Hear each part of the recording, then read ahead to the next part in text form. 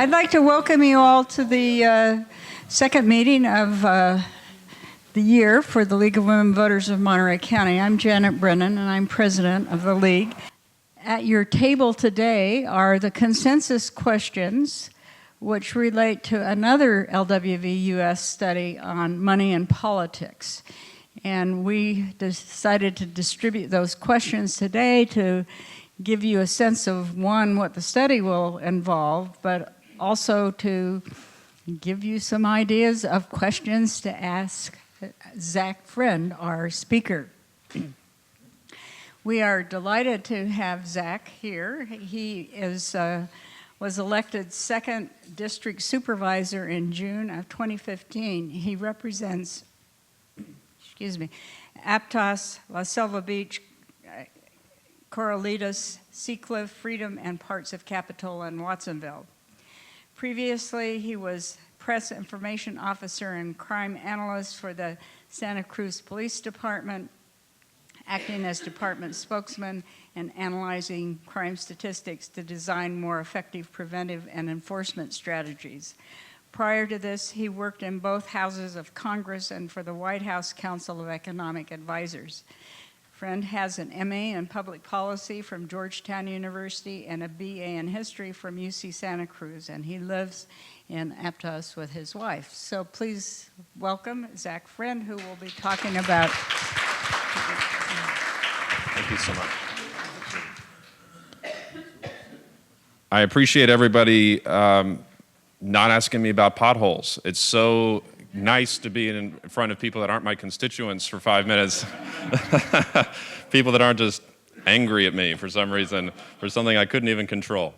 But I was asked to come down to speak about the campaign finance rules specifically in Santa Cruz County, although I'm going to expand it out to kind of have a greater discussion, because in Santa Cruz County, I was elected in 2012 and took office in 2013 under rules that only had been in effect for a couple of years. And these restrictions, and you can see there's a pretty text-heavy thing that's in front of you now, but the underlying part of it, I think, is the most important thing, because I know that in Monterey County there's been extensive discussion about whether or not Monterey County should also enact some sense of campaign finance restrictions for county offices. And I think that the purpose and intent of the Board of the Supervisors here makes a lot of sense, which is to place realistic and enforceable limits on the amount that individual persons may contribute on political campaigns and county elections.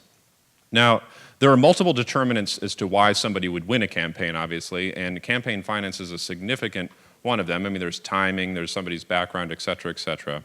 But I don't think that we can deny that that the campaign finance component doesn't have a very large role in both preventing some people from getting involved in the process at all, and for others, just being able to disproportionately give them or leverage an advantage for them in the process. And so let's just think for a second, what makes people participate as voters? I mean, just last night, I imagine a number of you watched the debate. Citizens United did come up as a very brief, but it came up as a topic last night. And one of the things that I do is I guest lecture at UC Santa Cruz, actually in Supervisor Coonerty's class, and I talk about youth vote patterns. Can anybody guess when the highest turnout for youth vote was in a presidential? Yeah, everybody, so most people think it's 2008, right, because of Barack Obama, the youth revolution. It was actually 1992 in the Clinton race. Even though I was a spokesperson for Obama. I was a state spokesperson and a press secretary for him in Pennsylvania, both in the primary and general election, traveled with him, Biden and others. And we did a lot of communication to youth about the fact of how important their participation was. And they definitely turned out, but not in the percentages that actually turned out for Bill Clinton. What's interesting is that in discussions with young voters, in Santa Cruz County is a very interesting thing. For Mary, who's interested in running for office, or for anybody that has, you have a limited amount of money or you have a limited amount of time, so you tend to go for very specific voters that you know are going to vote, right? People tend to call them likely voters, and likely voters are generally defined, not exclusively, but as people that voted in 3 of the last 4 elections, right? Now, a perfect voter, everybody in this room, I'm going to make that assumption, is somebody that votes in every election no matter what, even if it's on something totally unexciting like the Santa Cruz County Board of Supervisors, right? But you would vote on every single race, and therefore an elected official, we know this, right? When you're running for office, you buy lists, you do you break it down by age and demographics and location, but most importantly, you break it down by whether or not somebody voted. And what's interesting is that it shouldn't surprise you, it's disproportionately affluent, disproportionately older, the people that are perfect voters.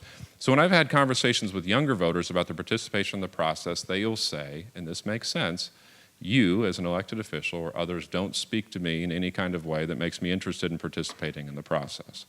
I don't believe that anything that I say is being heard. In fact, in Santa Cruz County, if you were to track the last 4 elections that somebody between the ages of 18 and 24 was old enough during all 4 of those elections to vote in, the number of perfect voters in the entire county in that age demographic are under 300. Okay, so we have about 300,000 residents. Think about that for a minute. So in my district, one of 5 districts, we can just make a rough assumption there's maybe 50 or 60 people between the ages of 18 and 24 that I would have bothered to reach out to, right? Now, just because of my own age, I'm 36, I disproportionately reached out to young voters just to try and get them involved in the process, but it isn't a smart political move. That's more of just a policy decision. And the cycle can be broken, I would argue, easily by younger voters by just simply voting, because all they have to do is show up. They show up in multiple elections, and all of a sudden things are going to just change from a narrative standpoint.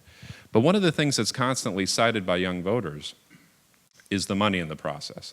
They feel like money disproportionately has influence, which is why they don't participate. Ironically, creating a cycle by which they don't participate, it actually gives more power to the moneyed interests, because your vote doesn't necessarily cost anything per se. The number of people that churn out, that directly influences what local elected officials are going to talk about. Our mail, our advertising, our door-to-door is going to be focused on likely to perfect voters and the issues that they're most likely to be interested in based on demographics. And you can see how this is an interesting cycle that's almost impossible to break. Because if you feel like you're disenfranchised by the system because the system's been bought in a different way, then you don't participate. If you don't participate, that has undue influence, and elected officials will constantly, because the only way that you can keep your job is by actually speaking to people that vote. The people that vote have very specific interests, and those are the interests that you're going to be attuned to. Those are the things that you're going to pass. Then again, people are going to feel disenfranchised that don't participate in the process because you're not speaking to their issues. It's a very interesting cycle that I would argue actually speaks a lot back to money's undue influence within the process. I worked on the presidential campaigns in 2000, 2004, and 2008 for Gore, Kerry, Gore, Wesley Clark, then Kerry, and then Senator Obama. And think about what's changed just in that time. Remember when it was not even considered whether or not they would take the money of public financing after the convention? And then it became a really big deal when people opted out of the system, and now nobody even would consider limiting themselves to any kind of, God forbid, $250 million. I mean, literally, these are the numbers that people are opting out of presidential expenditures and raising limits because they don't see any real issue. And no one's really punished, by the way, for opting out of this kind of moneyed system. I personally, in my campaign, and I think it was one of the reasons why I was actually asked to speak here, I didn't take any PAC or special interest money in my race. I had a lot of individual donors, and the average donation to my campaign was about $30, okay? You'll see in a slide, I still raised plenty of money to win an election. It's harder.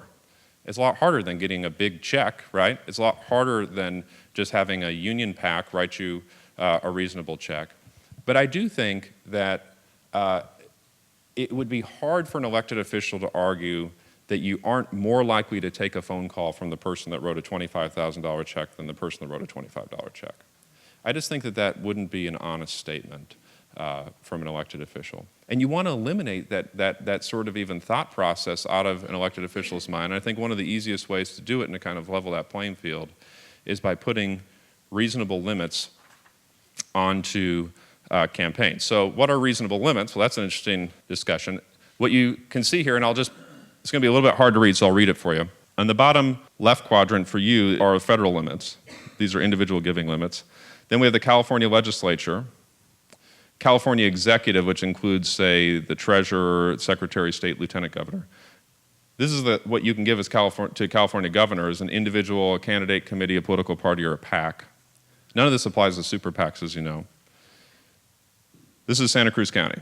Santa Cruz County's donation limits are, an individual can give $400, the Democratic Party can give $400, a campaign committee can give $400, or a PAC or a union can give $1,000. And that's it. You can give $400 as an individual, so $800 as a couple, but either way, it's $400 for the entire election cycle. It's kind of hard to argue that an elected official gets bought at $400, right? It's a lot, and I think it also encourages people of lower dollar amounts to participate because their money is is almost equal to the highest possible donor. I mean, even if you can only give 20 bucks, quite frankly, unlike a super PAC where it's an unlimited amount of money, or in some other cases, PACs that can give thousands of dollars in various counties in the races, giving $20 in Santa Cruz County, the top dollar individuals, and they actually stand out on our filing things as somebody that maxed out. They're basically giving a reasonable percentage of what that total is. And so a lot of our campaign's focus was on small dollar elements. After Citizens United, as many of you know, it created the world of the super PAC, which is this crazy idea that, not just that corporations are people, but this crazy idea that an unlimited amount of money can be spent as long as you're not coordinating with a campaign. Does anybody know what the definition of campaign coordination is? I mean, seriously, the FEC has actually interpreted this rule publicly in a very interesting way. From what I can gather, the only way to violate it, and this is my own personal interpretation, is if the candidate is the super PAC, right? It is that liberal. In fact, in 2012, Priorities USA, which is a super PAC that supported Barack Obama, and then I can't remember, American Values or whatever it was called, that supported Mitt Romney. In 2012, the Priorities USA held fundraisers that Barack Obama's cabinet members attended to help raise money for. That's not considered coordination, okay? In 2012, Mitt Romney's super PAC not only stayed in the same hotel he was staying in when he was doing a different fundraiser in New York, but they hired the exact same political consultant and ad consultant that he was using. And that is not considered coordination under the Citizens United rules. Think about that for a minute. I don't know what the difference then is when it's, you might as well just put your campaign staff into these other things because they're quite frankly the exact same thing, which is why when you see some of these ads, it's very difficult to differentiate them from something a campaign would do because they're already that involved in the narrative. They have that closely aligned situation. I think one of the ways that you can get rid of that even at a local level is by putting in these realistic numbers. Now, I know that these numbers are a significant drop for what Monterey County currently has, because Monterey County doesn't have something, but everything's going to seem dramatic to Monterey County. Everything, and I'm sure it'll be fought over. And I know that they're looking at numbers that are over here on the left, on the legislative side, and I think that that's not a bad start. I just think that there wasn't a lot of pushback when Santa Cruz County did this at $400 and $1,000. We didn't have the same history of massive high-dollar elections that you have. But I represent a little less than 10,000 people less than a Monterey County supervisor represents, and yet I spent anywhere between maybe 10 and 20% of what they would spend on their elections, put it in perspective. I mean, that's an interesting, on a competitive race anyway. I had a very competitive race. I ran against 4 people. These are our numbers. This says $35,000, by the way, so this is around $50,000-ish of what I raised, a little over $50,000. My closest competitor raised about $15,000 or so, right? The most expensive race in Santa Cruz County's supervisorial history was run at the exact same time as mine. It was now Supervisor Bruce McPherson running against Eric Hammer. Eric did not raise as much money as Bruce, but was propped up by a lot of independent expenditures that were done by unions and others. Bruce spent, as you might not be able to read at the end of this, about $125,000 on his race, including in the primary and general election total. I guess you could make an argument that I was en route to spend maybe about $100,000 I wouldn't have won in the primary. But total, they raised about $200,000 among them, which was the most expensive race in Santa Cruz County supervisorial history. Yet, that pales in comparison to what you guys get. So in the Del Piero Potter race, they spent well over $500,000, almost $750,000 on the county supervisorial seat, remember, representing only about 10,000 more people than Bruce or I represent, or Supervisor Coonerty or others, but yet the money is significantly different. What limits does it have that I do the $400 and $1,000? Well, we can't do television ads. That's basically the one primary difference. But I got to tell you, I hate your television ads. I can't stand it. Can you please not have a sheriff's race here for a week? Just a week is all I ask for. It's like every year, it's like there's a new sheriff. Literally, every year. I can't watch KSBW. It's like, it's bad. But you don't really, I mean, by eliminating TV, it actually forces more retail politics, which I think is a good thing anyway. It forces a lot more door-to-door. And I recognize that Monterey County is rural, but look, I have a 200-square-mile district. It's not like I live in an urban area. I had to reach voters all the way up at the Summit, all the way down to Watsonville, Capitola, everywhere, and what did I do? I went and I knocked on their doors, and we did mail, and we did phone calls, and we did classic. All the things that all of you have probably done on behalf of candidates are what we had to do. I'm not saying it doesn't happen here, but I think what it does is it forces, by not having the limits, this race sort of to the top of fundraising that requires you to be also on TV, which you wouldn't normally have to be. And that cycle of, well, now that the other guy's going to do it, I have to do it. It would have been, I mean, it would be unheard of to think that somebody would take out a television ad in Santa Cruz County because the cost of, it would easily be about a fifth of what I raised, right? So just for an ad, I mean, for one primetime television ad on KSBW. And by the way, I'm seeing your ads. Think about this for a minute. I'm not a voter in your county. It goes to an entire media market. Only cable TV ads can you sub-specify very specific regions within an area or very specific locales within an area. So any network ad, KION or KSBW, is going to go to the entire media market, which goes from Salinas all the way up to the top of my county and a little bit of San Benito and a little bit of Santa Clara County. These aren't even your voters. People are raising money and spending money on television ads that reach me, or I turn them off actually, but all the same because they're completely pointless. And I would argue that not having limits in place forces candidates to play into that game where they wouldn't normally play into that game.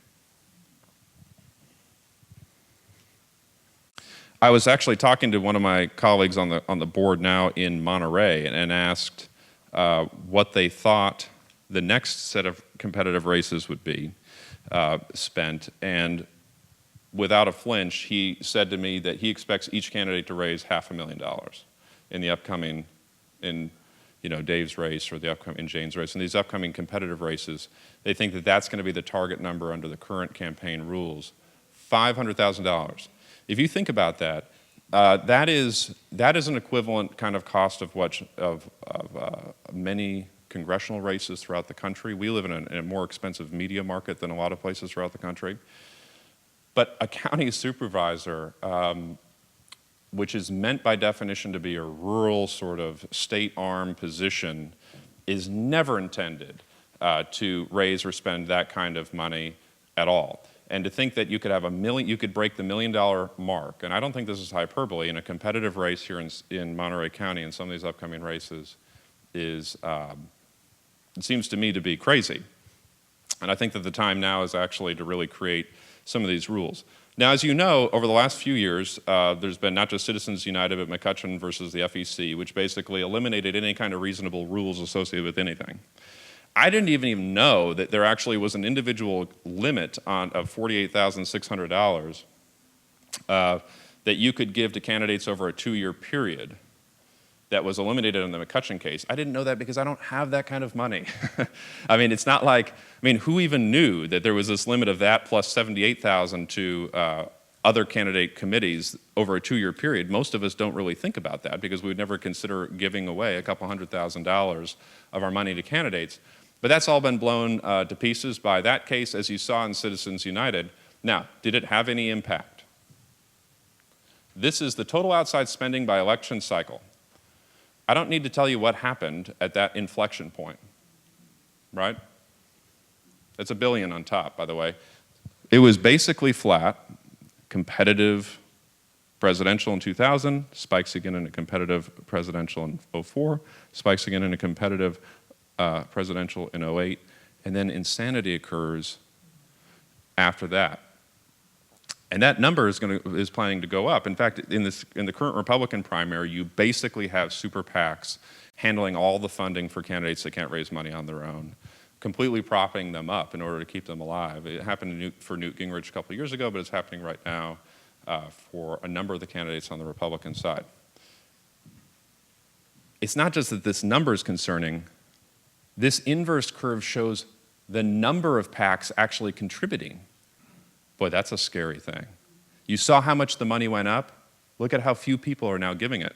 At least before, you had a relatively consistent thing, and then as the competitive races in '04 and '08 went up, you had the growth of PACs post-Howard Dean and this whole sort of movement on both sides.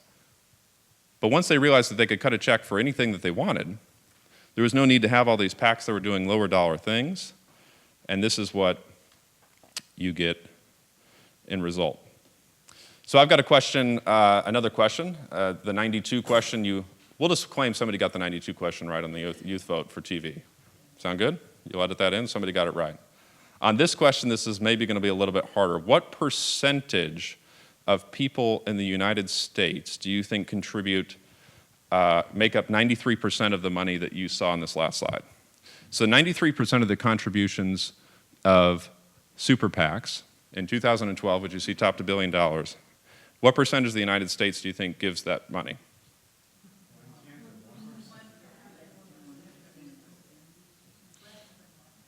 It's definitely less than 1%. It is 1/100th of 1% of the United States population creates 93% of the contributions that you see right there.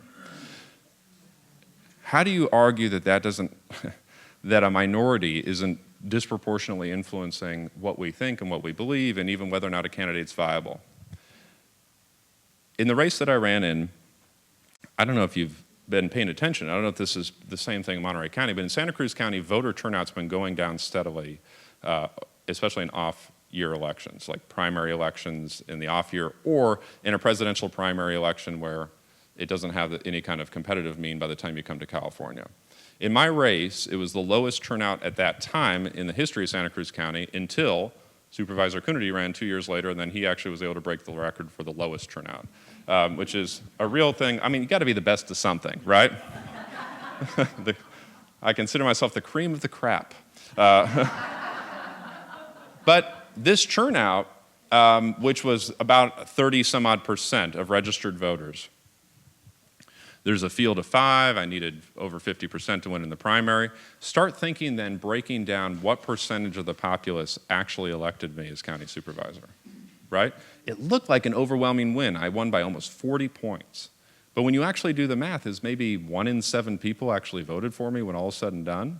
Of those people, you know, of the actual, that's not a mandate. That's not exactly I mean, I can claim it as a mandate like elected officials like to do, but let's just be honest about how few people participate in the process, why they're not participating in the process. The influence of 0.001% of the people, there isn't a 1%er issue here. You wish. That'd be 100% more participation than we currently have in this kind of process. This is actually concerning because of the cycle that I started with by explaining to you that why some people just aren't participating in the process. They don't feel like they're being heard, therefore they don't vote, therefore I as an elected official don't see them on the list of likely voters. I look at the demographics of likely voters, what am I going to message those likely voters, how do you get elected? You see the cycle. And it's a very tough cycle to break. I think that there's 2 components that breaks it. One is that throughout the country, at least at the local level, we have to have reasonable campaign finance things. So you don't have, at a local level, also people with disproportionate influence. That's an easy thing, by the way, for people to do. I know everything seems hard at the local level because I go to the grocery store and everybody informs me what they think. But so there's the connection there. But it's not going to happen at the federal level. It just isn't. I mean, you can tell that they haven't passed a budget in 10 years. I mean, so I don't think that there's going to be some sort of great campaign finance movement at the federal level. That's the first step. The second step is really finding ways to ensure that a younger generation actually participates, because I got to say, I started voting when I turned 18. It was something my parents would take me to the voting booth when I was a kid to learn how to do it, and I've never stopped voting. I voted in every single election since I turned 18. I'm clearly a minority in that regard. But I think once you become a non-voter, you're a non-voter. I think it's hard, or you become a voter that only gets inspired for Barack Obama to vote once, and then you just drop out of the process. When I could make an argument that for as important, and this is from somebody who worked on 3 presidential campaigns, for as important as the president is, a lot more decisions that are made that impact your life happen at a level way below that. I mean, I would be willing, and I'm going to be very partisan here as a Democrat, to hand over something like both houses of Congress in exchange for all the state legislatures in the country, the governorships and the local city councils, because quite frankly, what are they going to do when these guys actually make 90+% of the things that impact my life? From schools to roads to public safety to whether or not I have trees or a freeway outside, all those things aren't made at the state or federal or at the federal level. But yet a lot of the focus and even the energy behind getting somebody to vote is over a presidential candidate. Realistically, then they skip out on this race. In my race with the turnout, there was also a significant drop-off on the people that voted in the presidential primary to the people that actually voted in my race, which was considered a down-ticket race because people just didn't even engage, and these are even likely voters. So they show that they vote, and they show up as a likely voter, but it just meant that they voted in the election. It doesn't necessarily mean that they even voted in my race, and so you see a drop-off even as you work down to the local level. And I think that a lot of this is just how do you make people feel like their voice is equal in the process to the few people that are actually funding the thing. And you need elected officials to take the lead and say it's the right thing to do. I mean, I was honored that you had asked me to come down as the Santa Cruz County Supervisor to speak about this, but I wanted you to know that at $400 and $1,000, I was able to run a perfectly good race and never felt like I was hurting for money, okay? There were plenty of my signs around town. I was able to do 3 mail pieces and a walk piece. I knocked on a lot of doors and had a lot of volunteers. That's how you win a campaign. You can still do it. But I raised, as you saw, 1/7 what was raised in by one of the candidates in the Potter's race. If you were to add all the candidates up in my race, we were still about 1/10 what was raised in his entire race. Right? So that's that, and I just want to make sure I gave a lot of opportunities for questions. Yes, sir. Well, in Monterey, this is probably true in Santa Cruz, Zach, but here we have like District 5, which Dave Potter currently holds, I think has several times as many voters as District 1, and it has, so to run in one district compared to another, no matter who you target, just the number of always voters versus just plain voters, and people likely to vote, District 5 would take probably more money to get out to those voters because there's more of them, and more of them likely to vote than there is in District 1. Mm-hmm. So there'd have to be some kind of algorithm or something that would take that into account because they're just not the same size. They're just not the same size, you know, in terms of being able to get your word out. So the statement/question, because in order to repeat it for the camera, was just that there are different size districts in both population and I assume also in voter turnout, and therefore there should be possibly an algorithm or some sort of model that allows for that to understand that some areas might need more money than others in order to run an effective race. And I'll say that actually that I respectfully don't agree with that point because my district has the second highest turnout of the districts. We all represent the same number of people actually in our county. But you wouldn't know it based on turnout. In the Watsonville area, it has an exceptionally low turnout. I mean, it takes thousands of votes to get one of us, to get the other 4 of us elected. In the last election, it took under 3,000 votes for the Watsonville supervisor to get elected. It was a competitive race, too, so only about 5,500 or something were cast in that race. But the difference was, and this is why I think that it's okay, why I disagree with it, people in my district, because they vote more, are also much more active and much more likely to contribute. Active voters are active voters throughout the process, both in volunteering and in contributing. So I naturally raised a lot more money in my race, which fit naturally with the greater participation of the voters, versus in his competitive race where there's not active voters, he didn't have to raise as much. And for that matter, actually, the money came from outside of his district and my district and other places of people that were interested in that race. And so I feel like there's a natural component to it of that if Supervisor Potter is running in another competitive race where there's going to be a massive amount of turnout, he's going to naturally get, no matter whether or not there's limits or not, more money than there would be in a non-competitive or a lower turnout race or in races where there is less interest. And so I think that it can still be done under standard limits. Most counties, this is news to me that Monterey County has disparate representation. Most counties, every 10 years by the census or break it up into equal representation. I mean, absent minor fluctuations that occurred through demographic shifts during those 10 years. So they should be that if somebody represents 75,000, the other county supervisor should represent roughly 75,000 people. It shouldn't be 75 and 50 or 75 and 10. Other questions? Yes, ma'am. I was wondering, would it be a detriment to someone if they didn't put ads on TV and the other candidates did, given that young people are watching TV? Well, so the question was, would it be a detriment if somebody did ads and the other person didn't, given that young people aren't watching TV? Well, the young people don't matter because they're not voting. And I mean that very seriously. I wish that weren't the case, but you're not trying to target them with TV. They're trying to target you. You still watch KSBW or KION. Well, I don't. Let me just say I don't blame you, but I mean, just my point being.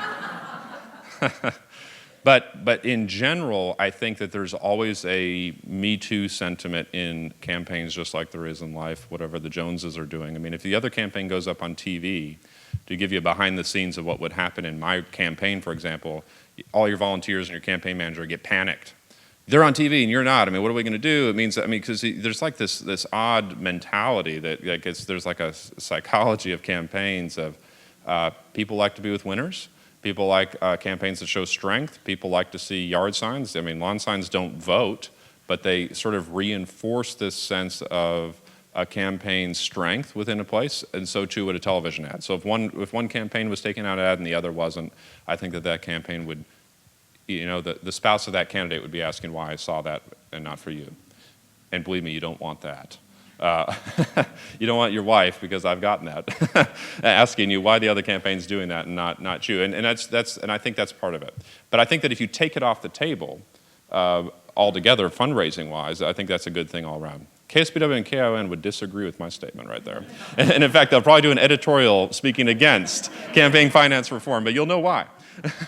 Yeah. One of the questions that is posed by LWBUS is spending limits for media, like newspapers and television stations and so on. What would be your thoughts on that?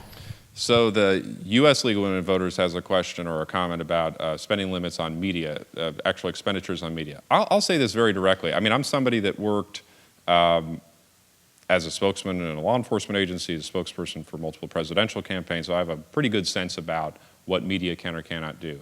I think that media is a terrible way to reach voters, right? If you take a step back and think about who a likely voter is, you can wipe off half the population right off the top. Well, first off, how many people are registered? How many of those people are likely? So you just start making cuts. How many of those people then are watching the show that you think that they're watching at the time they're watching in your district and are influenced by something? I just don't think that it even makes sense. I mean, I didn't take out ads. I took out one ad thanking people in the newspaper because I had a little bit of money left over after the campaign. But I never took out a persuasion ad. I just thought that they were a waste of money or a waste of time, either I couldn't afford television, but in the newspaper. So do I think that it makes sense to have limits? I don't know that to me, I just don't think it makes sense to do the advertising at all. I mean, how many likely voters really read the newspaper? Where do they read it? Are they now reading it on their smartphone, which you don't even see the ad at all? Or are they reading it online, which you may see a banner ad, but that ad doesn't run in the print edition? These are all the questions that current candidates are having to grapple with, which is why they're doing pretty significant media buys through digital means through Gmail and these various things that are word checked and whatever. It's pretty remarkable. But from a local perspective, I just don't know that it's very effective. And so do I think there should be limits on it? I just don't know that it's necessary. I think that if you have reasonable limits on the top end, it's going to naturally force that candidate what really matters. What really matters. Right now, they're not being forced to make that determination in the same way. And I think what really matters is more the one-to-one contact with people doing events like this or something. Yes, ma'am. I'll get you next. I had just an anecdote. I was talking with my 25-year-old granddaughter a couple of weeks ago, asking her about the presidential election. She says, "Gran, I'm not going to vote." I said, "Why?" And she says, "Because I don't want to be called jury duty." Oh. I said, "You're wrong. That's not correct." So I went online and gave her the links and sent them to her, and I won $1. Is she going to vote now? I hope so. Let me just say we don't condone gambling here. But if we did, As somebody who worked for a law enforcement agency for 10 years, you don't get out of jury duty because you didn't register to vote. We find you in other ways. So, including your driver's license, So tell her she can't drive either, which might be good for you anyway. Yes, ma'am. How were the limits in Santa Cruz County established? Was that a supervisor's action? So the question was, how are the limits in Santa Cruz County enacted? And the County Board of Supervisors brought it forth on their own in 2009, which was an off year. And the numbers that were proposed, the 400 and 1,000, were what they suggested, and that's what's been in place ever since. It does not have a cost of living component. It would require an action of the Board of Supervisors to amend the ordinance to raise it. I'll say that, on the flip side, I was told by a number of people that gave me $400 they couldn't believe that's all they could give me. But I'd rather them have that problem, right? Because I liked the fact, again, that the limits were that number. I'm glad. I don't feel like, I just don't want to ask somebody for $25,000. It just seems wrong, right? The $400 still feels like a lot of money, but not in the aggregate on these races. But it was enacted by the Board of Supervisors. And I know the city of Santa Cruz also has contribution limits that are actually lower than the 400, 1,000 that we have. I think it's 250. Is the Santa Cruz ordinance unchallengeable, using the same argument as Citizens United as it's limiting people's right to free speech? Well, individual contribution limits by individuals aren't something that's been, even in the McCutcheon case, the Supreme Court didn't eliminate the $2,500 individual contribution limit to a candidate. So the Supreme Court has held that the McCain-Feingold components, even before that, previous elements from the 70s after the Sunshine Laws were enacted, that individual contributions can be something that are monitored. It's that what they determined was twofold. One, that you couldn't limit the number of individual contributions you made. That was the 48,000, 75,000 thing that they got rid of, saying, well, if I want to give to 1,000 candidates $2,500 different dollars, I should be able to do that. So they got rid of that. And the second thing was this very nebulous component about what a corporation can or cannot give, because they're not giving it to a person, they're giving it to whatever they want. It's no different for them taking out an ad on television advertising their viewpoint. So they haven't challenged this individual donation component that we have. Nor do they actually challenge the individual PAC donation, which is the second component. But if a super PAC wants to form in Santa Cruz County against me and spend $100,000 and do television ads, they could do it tomorrow. Yes, ma'am. I'm curious to know what revved up the kids in '92. The question was, I'm curious to know what revved up the kids in '92. Did you ever see Bill Clinton jogging and then getting a Big Mac? That's pretty revving for me. There was some discussion, just from what I've read, from political scientists. The war the Gulf War had just ended, but there was even some discussion at that time about the possibility of reinstituting a draft. I don't know if you remember some of this, just the initial discussion. Nothing will get young people to vote faster than reinstituting the draft, right? But there was just a general discussion at that time about the war and what young people's role would be. I think that was part of it. I do think, by the way, Biden has a little bit of a different feel than a Clinton Gore, the total young ticket. It was a significant shift over the past. President Bush II was actually a pretty young guy on the aggregate. It wasn't like you were going from Bush Sr. to the next generation, and he ran very specifically on a next generation argument, which Obama didn't. He ran on a change and hope and a positive view of America component, but it was very different from this belief in America, young next generation bridge to the 21st century thing that was very specific to what they did. And remember, actually, even though more young people voted for Clinton, he only got a plurality of the number of votes with Ross Perot. So it wasn't as though he won overwhelmingly. He did okay in the electoral vote, but the actual number of votes cast for him was significantly lower than were actually in the aggregate for Barack Obama. I was just going to say, I turned 18, and that was my first election that I voted in. And as a young person then, one, I don't remember a lot of my peers voting, so that did surprise me. But just as speaking for myself, going from growing up from Reagan, Bush, and then this whole idea that change was possible actually was beyond what I had even imagined. I remember seeing Bill Clinton going, "Really, you could be president?" And so and then the war was a big deal. It was a really big deal. So it was experiential. There you go, firsthand. Other questions? Yes. Do your limits apply only to political candidates for office or also ballot measures and initiatives? Oh, that's a good question. Does it also apply to ballot measures? So if it's a Santa Cruz County ballot, meaning a ballot measure associated in the unincorporated area, it also applies to that. Mm-hmm. Yeah. We don't have a lot of, we haven't had as many as you've had, let's put it that way. But, and in part, the unincorporated area, if you're familiar with Santa Cruz County, really sort of hugs 3 cities, and Scotts Valley on the periphery. But so there aren't a lot of Santa Cruz County specific issues that would require a ballot measure. We did a transportation tax measure that was unique to it. We did a cannabis tax actual measure for which I've had discussions with your board about for our dispensaries, which taxes the dispensaries at a rate higher, and then that money goes back into environmental protection and a couple other things. But anyway, those were the limits applied to those. But to have a county-only issue that doesn't also involve the cities has been pretty rare over the last decade. Just a handful. Yes, sir. Since the countywide ordinance passed in Santa Cruz, have various cities looked at passing similar ordinances for city elections? So I'm not completely familiar with what Scotts Valley and Watsonville have, but I do know that the city of Santa Cruz and the city of Capitola both have limits, and they are, as I think I'd mentioned earlier, lower actually than the county has. The difference is the city of Santa Cruz has something you may have noticed, or maybe you didn't, but this is kind of hard to read, but there's no business component here. Businesses cannot give money in Santa Cruz County. And the city of Santa Cruz, they can. So if you are an individual business or even a business organization in Santa Cruz County, you cannot donate. It was just something that was included in the ordinances. So you couldn't write a check from your realtor account, for example, to a candidate. It would have to be from your individual checking account.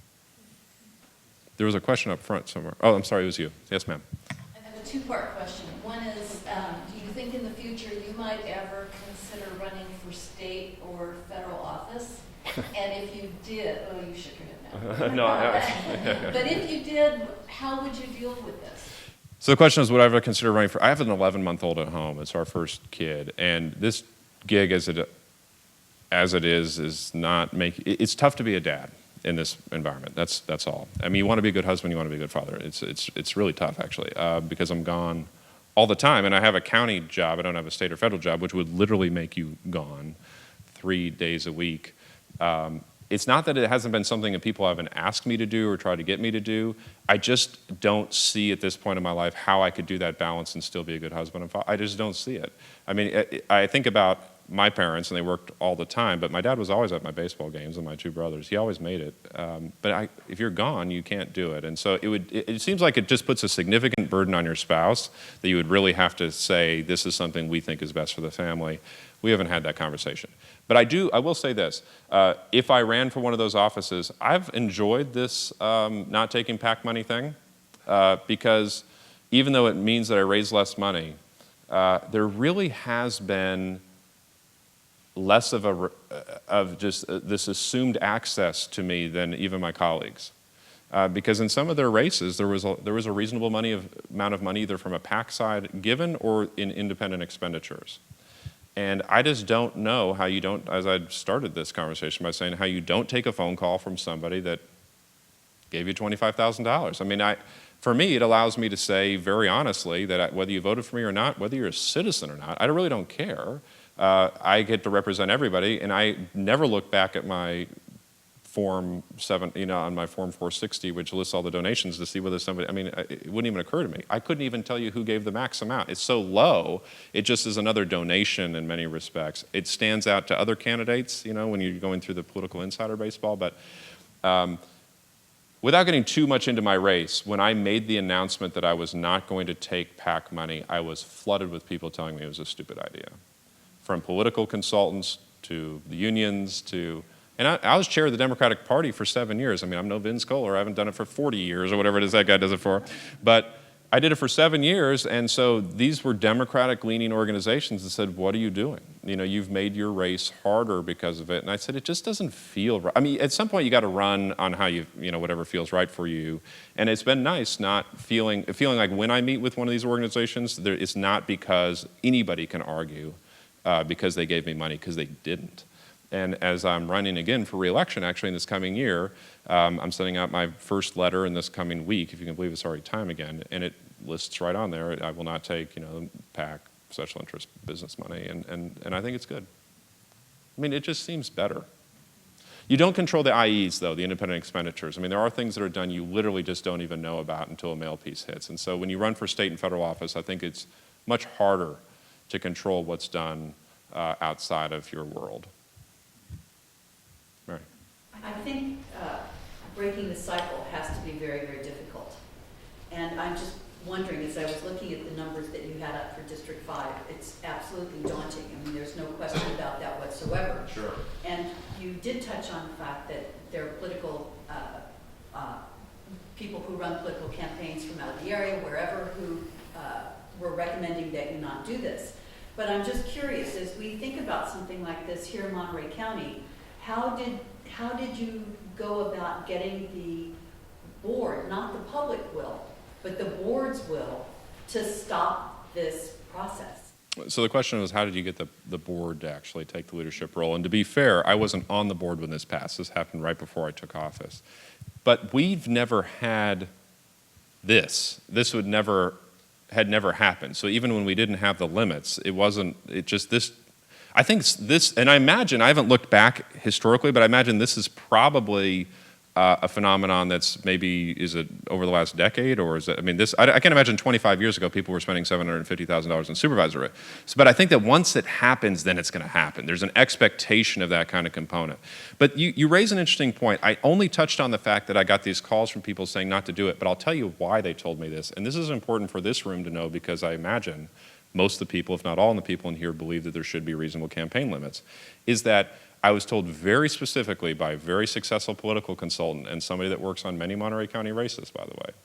He said to me, no one cares. I've never seen a voter punish somebody because they opted out of expenditure limits, they opted out of donation, whatever it may be.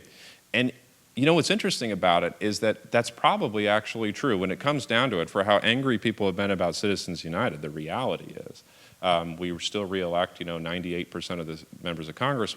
So I don't know that there's really a sense of any kind of personal responsibility on an elected official then, because this might be something we want, but it's not the most important thing to us. We still support, you may like Dave or Mark, Dave won, but you may like them because the certain environmental stance they took or non-environmental stance, whatever it may be, there's issues you might like about them that well outweigh whether or not they're a believer in campaign finance reform.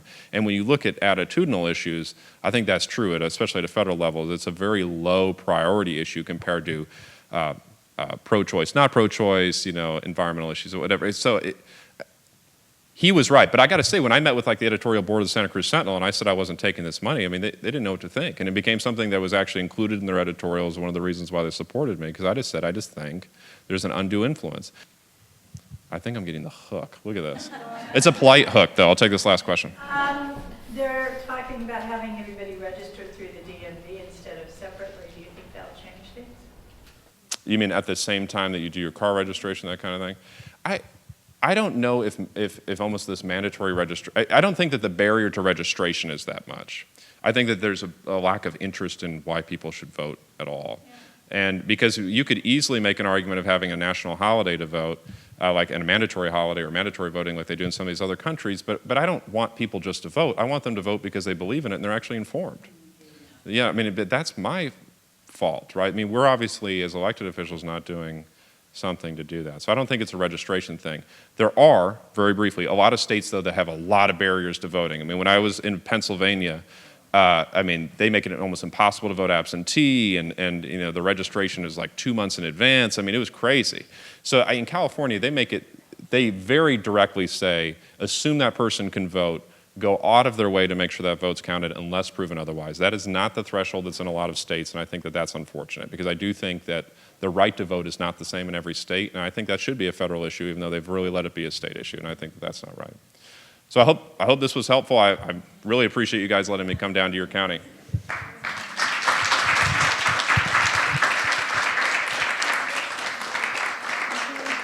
I want to thank you very much. It was very informative, and I think set a good background for our discussion of this later on in the year.